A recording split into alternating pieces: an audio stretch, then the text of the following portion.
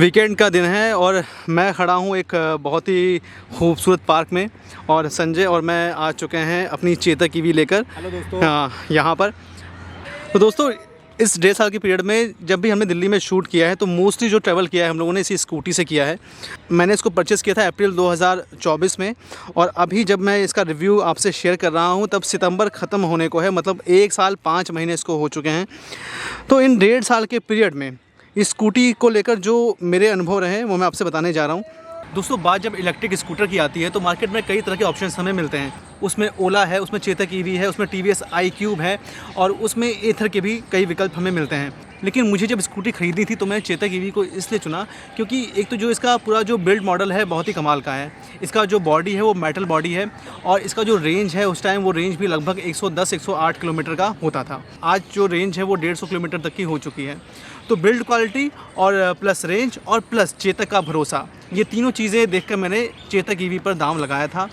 और मेरे सामने iQube का भी ऑप्शन था, लेकिन iQube मैंने इसलिए परचेज़ नहीं किया क्योंकि वो एकदम नया मार्केट में आया था। उसको लेकर जो भरोसा है वो कहीं ना कहीं वो भरोसे की कमी थी हमारे अंदर, इसीलिए मैं उस तरफ नहीं गया। तो ये मैंने चेतक ईवी ख़रीदा और आज 1.5 साल लगभग होने को हैं, पूरे होने को हैं।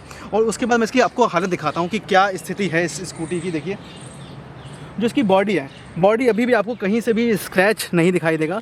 ये बॉडी एकदम जो है ये मेटल बॉडी है, सिर्फ ये इसमें हमें मिलता है जो मेटल नहीं है, बाकी पूरी मेटल बॉडी है। यहाँ पे आपको स्क्रैचेस दिखाई दे रहे होंगे, ये स्क्रैचेस पार्किंग में खड़े होने से लगे हैं। और यहाँ भी देखिए जो डेंट लगा है वो एक जगह गिरने से हुआ है, तो ये डेंट जस्ट गिरने से लगा है, बाकी इसमें कहीं भी उस तरह का डेंट नहीं है। और हाँ ये देखिए, ये जो आप खरोचे देख रहे हैं, इधर खरोचे हैं, ये पार्किंग में जो बाइकें होती हैं बाइकों की रगड़ से लगी है खरोच। दोस्तों आप ये जो यहाँ पर आप बिल्डिंग देख रहे हैं, इस पर वेल्डिंग हुई है। तो दरअसल जब मैं स्कूटी लेने गया था तब जो चेतक का जो अपना जो बिडिंग था वो 2800 का कॉस्ट का मिल रहा था और मैंने जो बिडिंग लगाई थी उस टाइम वो 1500 के आसपास मैंने बाहर से लगवाई थी।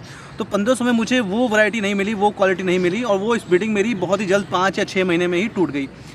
उसके बाद मैंने करोल बाग से अगली बिडिंग लगवाई, तो ये बिडिंग काफ़ी बेहतर है और इसको अच्छे से एकदम सेटअप किया गया है। एकदम लग रहा है कि जो कंपनी की जो जिस तरह से फिटिंग आती है वैसी ही फिटिंग इसकी लग रही है। लेकिन यहाँ पर क्या हुआ था कि एक टक्कर लग गई थी मेरी, तो टक्कर से ये टूट गई थी और उसके बाद आप इसमें कहीं भी आपको कोई भी ऐसा डेंट या कोई निशान दिखाई नहीं देगा। और अगर हम बात करें इसके रन क्वालिटी की, इसके चलने की, तो स्कूटी बहुत ही स्मूथ है और जो पिकअप पकड़ती है बहुत ही जल्दी पकड़ती है पिकअप अपना। कई बार हमें खुद को संभालना पड़ता है कि हम इसको कंट्रोल करें। लेकिन एक चीज़ और है जिससे जुड़ी हुई, वो ये है कि जो डिस्क ब्रेक है इसका वो कई बार फिसलने का भी खतरा पैदा कर देता है। जैसे बारिश में या रोड पर कोई चीज़ अगर गिरी हो और उसके ऊपर आपकी स्कूटी आ जाए तो आपके लिए फिसलने का एक रिस्क फैक्टर रहता है वहाँ पर। जो मेरा उत्तर प्रदेश जो राज्य है उसके अंदर 7 रुपये पर यूनिट बिजली है, तो 21-22 रुपये में ये एक बार में चार्ज होती है और इसका जो माइलेज है वो माइलेज 100 किलोमीटर से ऊपर का रहता है, तो काफ़ी किफ़ायती है। और जो इसके पहले मेरे पास स्कूटी थी वो जुपिटर की थी और जुपिटर में मेरा पर डे का जो कॉस्ट था वो 100 रुपीज़ का था। लेकिन इस स्कूटर में क्योंकि मैं पर डे का जो मेरा कॉस्ट था वो 100 रुपीज़ का था, मैं पर डे चलता था 40 किलोमीटर के आसपास। लेकिन इस स्कूटर के आने के बाद मेरा जो पर डे का रन था वो 100 रुपये से घट कर महज 7 रुपये का रह गया। तो ये एक वैल्यू फॉर मनी भी ऐड है इसके साथ। दोस्तों इसका जो डबल स्टैंड है काफ़ी मज़बूत है और सिंगल स्टैंड भी ऐसा है कि उसके लगे रहने के बाद भी एक आदमी इस पर बैठ सकता है। अगर आपको आराम करना है, कहीं पर आप सुस्ताना चाहते हैं तो इस पर आराम से आप बैठ सकते हैं। दोस्तों इसकी हेडलाइट्स की बात करें तो हेडलाइट्स बहुत ही अच्छी हैं, बहुत ही बेहतर क्वालिटी की हैं। आपको रात में ये दूर तक का जो दृश्य है वो आपको दिखा पाती हैं ये। और दोस्तों जिसका शॉक एब्जॉर्प्शन की जो क्वालिटी है इस स्कूटर की वो भी कमाल की है। मान लीजिए कि आप चल रहे हैं और रास्ते में अचानक कोई ब्रेकर आ जाता है, आपका ध्यान नहीं पड़ता है ब्रेकर पे, तो ये उस शॉक को एब्जॉर्ब कर लेती है स्कूटी और आपको झटके का एहसास नहीं होने देती है। दोस्तों अब बात करते हैं खामियों की, और उन खामियों का सामना आपको भी करना पड़ेगा अगर आप स्कूटर ख़रीदते हैं, और मुझे भी सामना करना पड़ा है। दोस्तों देखिए ये है इसका ग्राउंड से जो इसका जो हाइट है वो बहुत ज़्यादा नहीं है। मतलब अगर कोई ऊंचा ब्रेकर आता है या कभी कोई ईंट आ जाती है तो ईंट इसमें टच हो जाती है और मेरे साथ भी ऐसा हुआ है कि कई बार ईंट या ब्रेकर इसमें टच हुआ है। ये जो स्पेस है स्कूटर का, जिसमें अक्सर हम लोग सिलेंडर रखने की भी कोशिश करते हैं या इस बच्चों के स्कूल बैग्स आ जाते हैं इसके अंदर, और भी सब्जियां, कई बार फल हम लोग लेने जाते हैं तो यहीं पर हम लोग रखते हैं। तो इसकी अगर बात की जाए तो इसमें आप सिलेंडर कैरी नहीं कर सकते हैं, इसमें सिलेंडर नहीं आ सकता है। और कई बार मुझे, जैसे बच्चों के स्कूल बैग्स हैं, मैं बच्चों को ड्रॉप करता हूँ तो इसे स्कूटर से ही ड्रॉप करता हूँ, क्योंकि बच्चों के बैग कई बार बहुत मोटे हो जाते हैं, तो इसमें वो भी नहीं आ पाते हैं। बहुत मुश्किल से मुझे अंदर दबा के उसे एडजस्ट करना पड़ता है। तो इसका जो ये जो रेशियो है वो थोड़ा कम है, वो हल्का सा और बढ़ सकता था, ताकि जो चीज़ें हैं वो आसानी से यहाँ पे आ सकें। दोस्तों, इस स्कूटर को लिए हुए जब मुझे 5 महीने हुए थे, तो 5 महीने के बाद ही क्या हुआ, मैं गाज़ियाबाद का एक फ्लाईओवर है जो लाल कुआं से पहले पड़ता है, उस फ्लाईओवर पर मैं जा रहा था। तो फ्लाईओवर पर जाने के दौरान ऑन रोड फ्लाईओवर के बीचों बीच स्कूटी बंद हो गई। गनीमत ये थी कि स्कूटर उस टाइम इसके पीछे कोई दूसरी गाड़ी नहीं आ रही थी। अगर आ रही होती तो वो स्पीड में ही आती है फ्लाईओवर के ऊपर, और कुछ भी खतरा हो सकता था, खतरा किसी भी तरह का हो सकता था। तो मेरी स्कूटी वहाँ बंद रही। लगभग 10 मिनट बाद स्कूटी फिर से स्टार्ट हुई, लगातार प्रेस करने के बाद, जो स्टार्ट बटन है उसको प्रेस करने के बाद। तो एक बार वो, सेकंड टाइम मैं ऑफिस जा रहा था, तो जब नोएडा में हम एंट्री करते हैं और फिल्म सिटी की तरफ प्रवेश करते हैं, तो फिल्म सिटी में प्रवेश लेने के बाद फिर वो बंद हो गई, और तब वही सिचुएशन फिर से क्रिएट हो गई। और 15 मिनट के बाद, 10 से 15 मिनट के बाद फिर स्कूटी शुरू हुई। तो ये तो 2 कहानियाँ हैं।